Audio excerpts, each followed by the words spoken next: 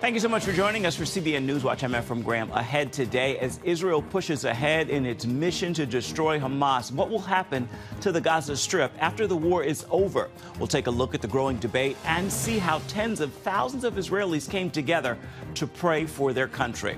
With just a few days left until Monday's caucuses in Iowa, one candidate drops out of the Republican presidential race while two others face off in a debate. And former President Donald Trump talks to voters in a town hall. After-school Bible clubs have been around for years. Now a growing movement for after-school Satan clubs. We're going to take a look at what is happening and the response to the controversy, and a possible new Biden administration policy on foster care, preventing families who don't accept gender transitions for children or LGBTQ views from becoming foster parents. We'll have a look at how that would affect Christians. All those stories and more ahead today on CBN Newswatch. This is CBN Newswatch. I want to begin this half hour in the Middle East, where Israel is keeping up its assault on the terrorists of Hamas. And as the war continues, the debate over what will happen in the Gaza Strip after the fighting ends is heating up. As CBN Middle East correspondent Julie Stahl reports, many parties are working to stake their claim to rule over the Gaza Strip, even as Israelis come together to pray for the hostages and for their country. On Wednesday, Israeli Prime Minister Benjamin Netanyahu spoke on his view of Gaza after the war. Israel has no intention of permanently occupying Gaza or displacing its civilian population. Israel is fighting Hamas terrorists, not the Palestinian population. Our goal is to rid Gaza of Hamas terrorists and free our hostages. Once this is achieved, Gaza can be demilitarized and de-radicalized. At the Knesset on Wednesday, member Danny Danone hosted dozens of ambassadors to discuss the fate of Gaza after Hamas. First thing that we will tell them that before we speak about the day after, we have to make sure that the Israeli hostages are back in Israel and that Hamas is eradicated. Then we can discuss the future of Gaza. The U.S. is proposing that the Palestinian Authority have a major role in governing the Gaza Strip. Knesset member and former deputy director of the Mossad, Ram Ben Barak, told CBN News the PA would have to reform before that can happen. The Palestinian Authority must be changed. You cannot take control on Gaza if the kids educate to hate and to kill Jewish. You cannot control Gaza, and you're not controlled, by the way, the West Bank. If you pay money to people who are involved in a terror activity, and you cannot take control if you are corrupt. With nearly 100,000 residents of northern Israel evacuated from their homes, Israeli leaders are warning if the war between Israel and Hezbollah cannot be resolved through diplomacy, they're prepared to use force.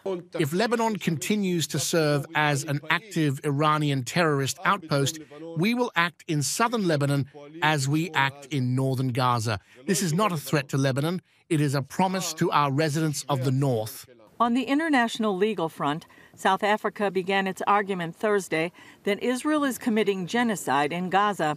One commentator said the trial is like accusing a Holocaust survivor of starting World War II.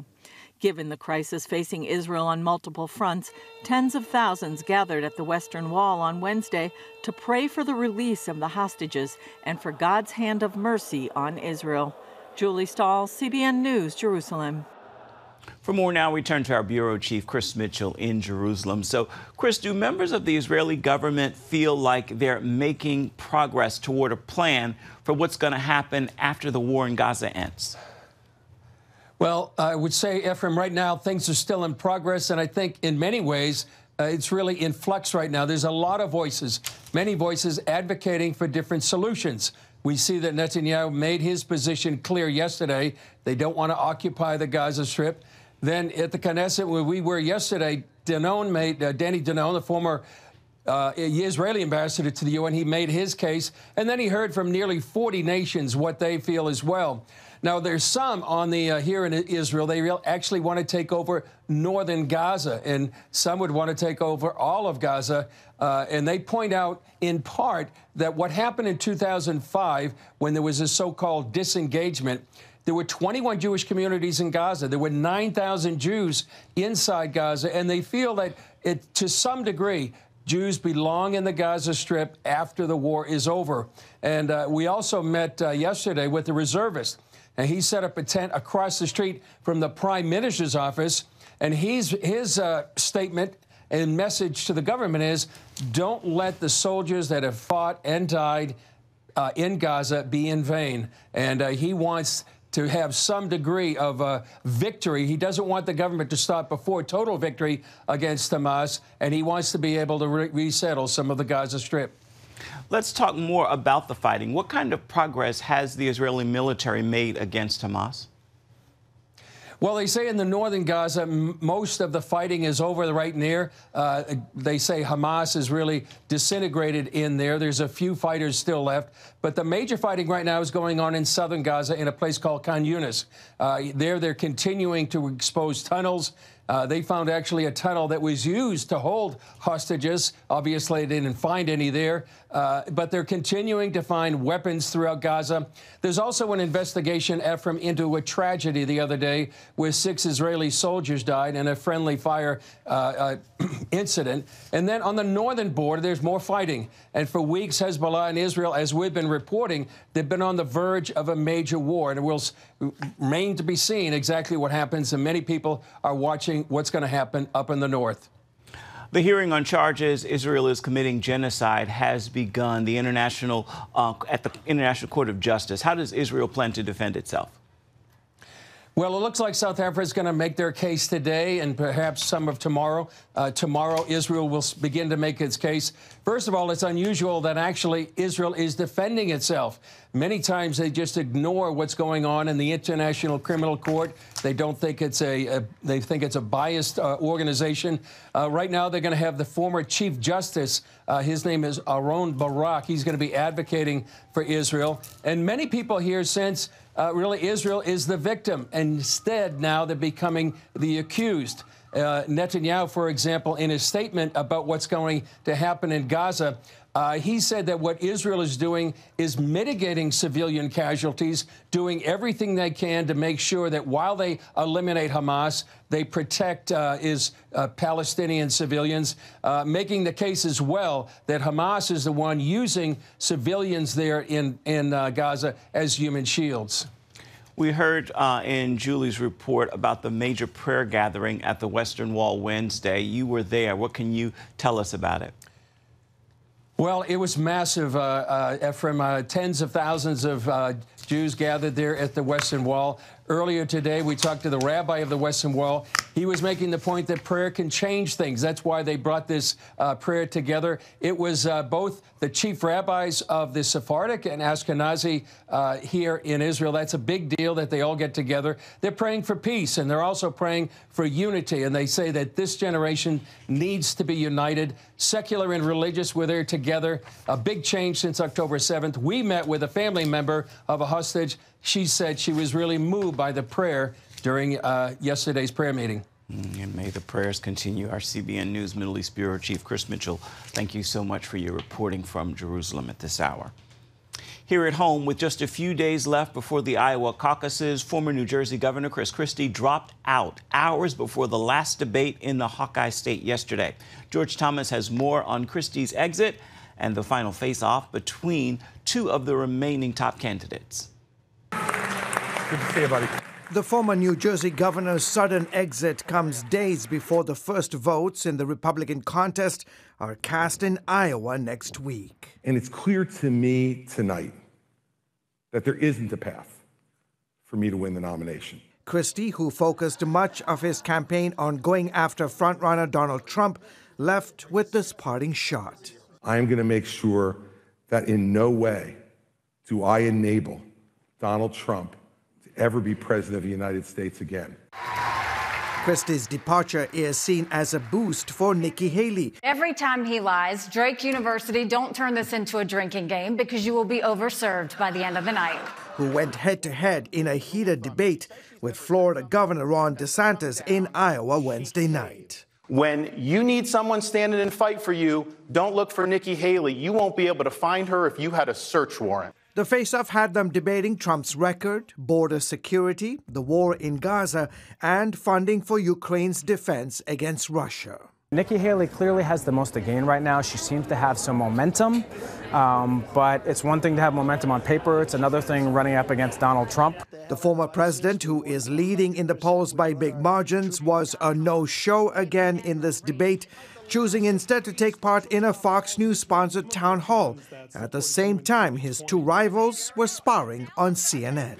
I have polls that show me leading by a tremendous amount in New Hampshire and a lot in Iowa, and nationwide we're leading by almost 60 points. Trump also said he knows who his VP choice will be, but gave no name. George Thomas, CBN News. Coming up, you've heard of after-school Bible clubs. Now the Satanic Temple is moving ahead with plans for more of its after-school Satan clubs. We're going to bring you a look at the controversy. We've got the story for you when we come back. You're watching CBN News Watch.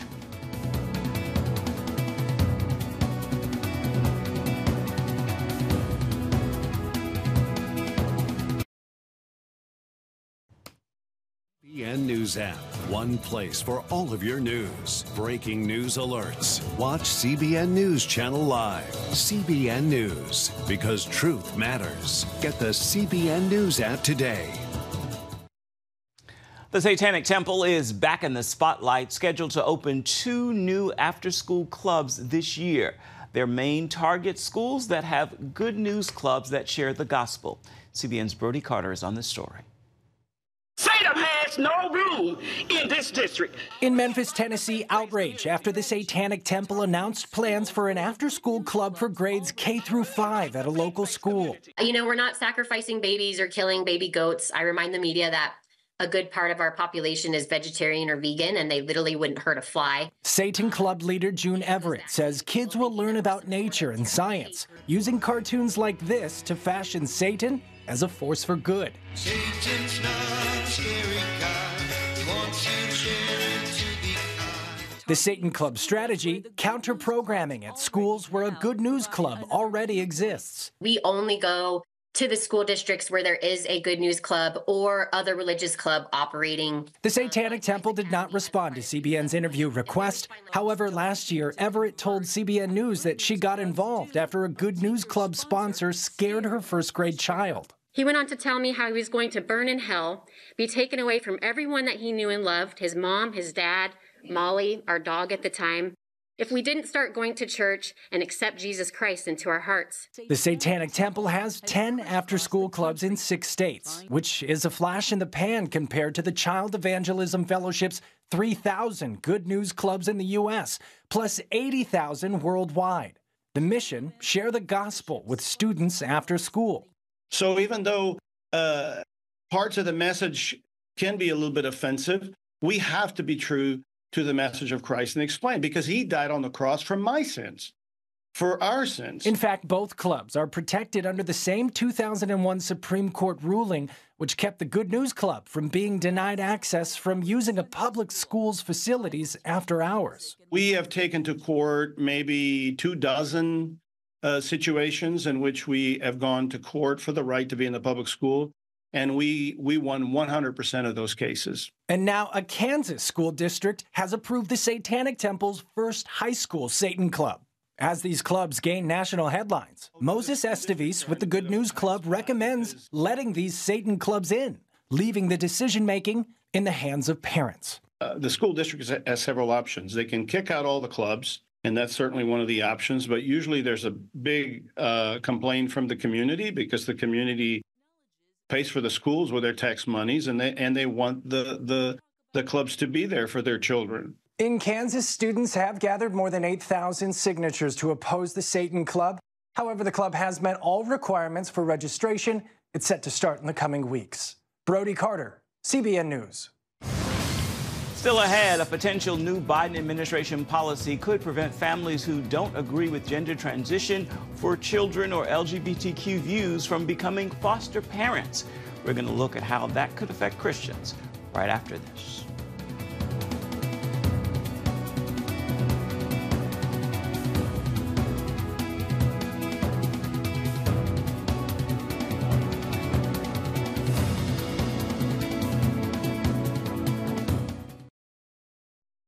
A proposed Biden administration policy change may prevent foster children from being placed in the homes of Christians. The new policy would disallow the placement of children into the homes of foster parents who oppose what's called gender-affirming care and LGBTQ ideologies. On this week's episode of The Global Lane, the American Family Association's Jameson Taylor says the proposed change is far-reaching and it's about more than foster care. Certainly this rule and accompanying legislation in the Senate and the U.S. House, there's a bill called the Paris-Hilton bill. This rulemaking and this bill together will drive Christians out of the foster care system. But the most important thing for listeners to understand is that this is not just about foster care. When the Biden administration is saying that if you are a Christian parent or a Christian foster care provider, that you are not providing a safe environment for kids, what they mean is you're providing a dangerous environment for kids. And when kids are in danger, that's defined as abuse. So what they are literally doing is beginning to define Christian parents teaching a biblical worldview, define that as a form of abuse if you deny basically the LGBTQ lifestyle for your children. That is where this is headed. They're beginning with foster care, but there's a push already to terminate parental rights when parents do not agree with their child's chosen LGBTQ lifestyle. Okay, so this goes way beyond foster care. It's just the beginning, a slippery slope. Explain how you think this policy would demonstrate bias against Christian foster parents. Give us an example. How it might discriminate against the religious convictions of, I guess, not only Christians, but devout Muslims and Jews. This would be any parent who, for instance, believes that it's not healthy for their child to undergo, for instance, an experimental sex change operation. This is not just about Christians. This is about parents trying to do what is best for their children's mental health and their children's physical health.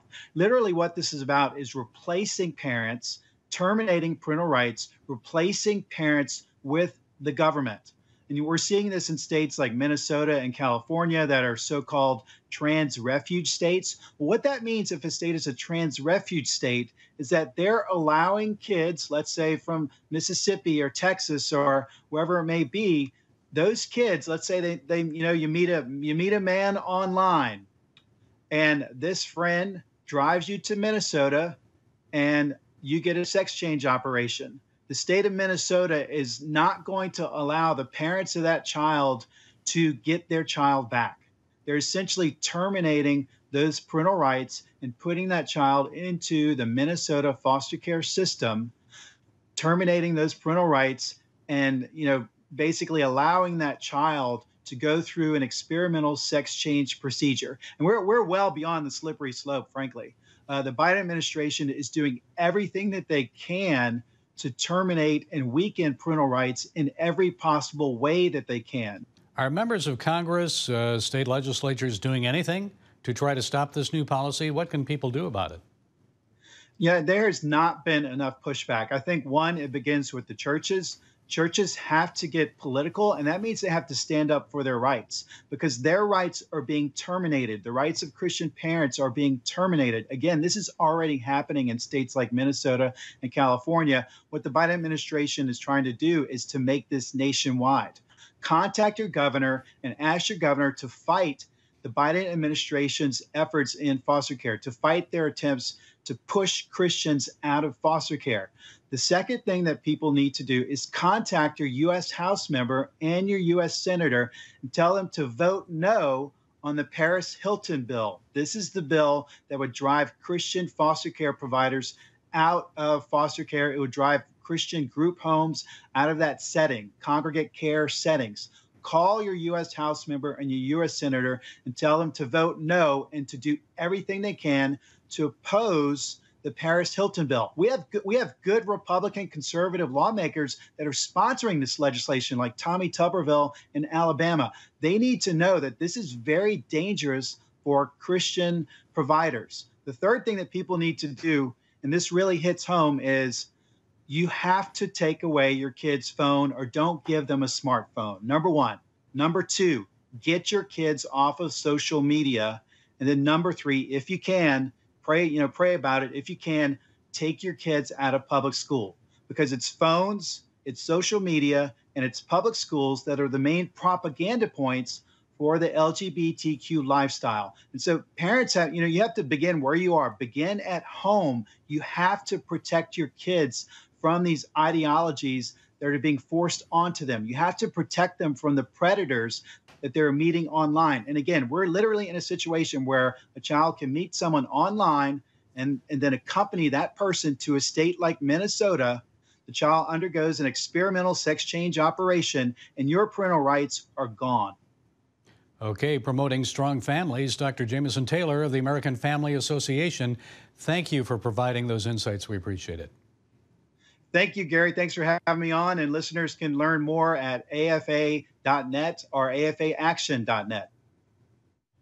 Also on this week's episode of The Global Lane, attacks against Christians in India and Nigeria are on the rise. Persecution in those two countries dominates a new global database tracking the persecution.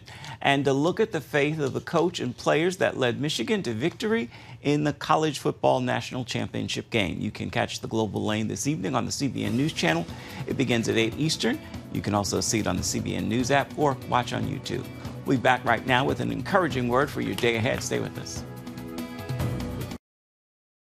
Get your daily quick start from CBN News. A quick read on the important news of the day delivered right to your inbox. Stay current on breaking news, politics, and entertainment. Go to quickstart.news and subscribe today. Time now for your Thursday Thankful. Please join me in this prayer of gratitude. Father, thank you for the shield of faith. It is a place of protection in the face of every attack of the enemy. That faith is a vital piece of the armor my God supplies in spiritual warfare. It is an ongoing battle, but victory is his promise, and his promise is true. God, thank you, thank you, thank you.